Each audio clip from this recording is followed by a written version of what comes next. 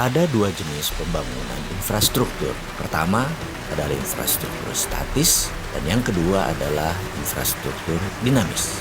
Pembangunan jalan tol, pelabuhan, bandara adalah kategori sebagai pembangunan infrastruktur statis. Sifat dari infrastruktur statis adalah penunjang kegiatan infrastruktur dinamis. Karena itu infrastruktur statis dibangun di banyak negara setelah siap pemakainya. Di Amerika misalnya di tahun 1940 sampai 1961, Amerika membangun infrastruktur statis besar-besaran. Tujuan utamanya adalah menyediakan pemanfaatan untuk industri otomotif Amerika.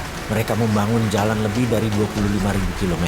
9 dari timur ke barat, 11 dari utara ke selatan, dan terus dibangun akar-akar jalan tersebut. Apa yang terjadi adalah industri otomotif mereka tumbuh di atas 15% per tahunnya. Sisi lain negara Cina membangun infrastruktur statis di awal tahun 90-an hingga tahun 2010. Hanya sisi timur negara tersebut yang dibangun, kemudian baru ke arah tengah. Karena sisi timur Cina adalah daerah produksi dan daerah pelabuhan untuk pendistribusiannya ke internasional. Membangunnya terbesar pun adalah jalanan dan rel kereta api. Tujuannya tak lain adalah mempermudah distribusi produk, mempermudah penunjang infrastruktur dinamis. Jadi infrastruktur dinamis adalah sektor industri.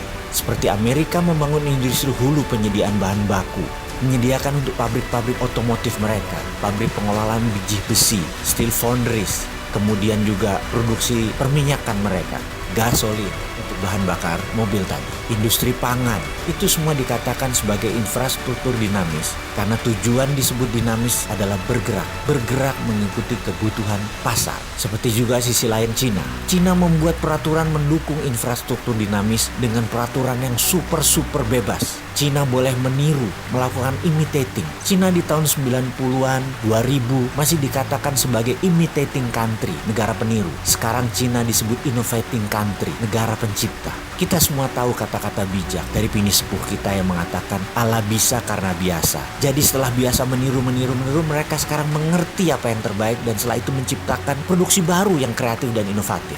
Itulah Cina sekarang yang membangun infrastruktur dinamis terlebih dahulu baru infrastruktur statis. Demikian juga infrastruktur Amerika, dinamis dulu baru yang statis. Kalau di Indonesia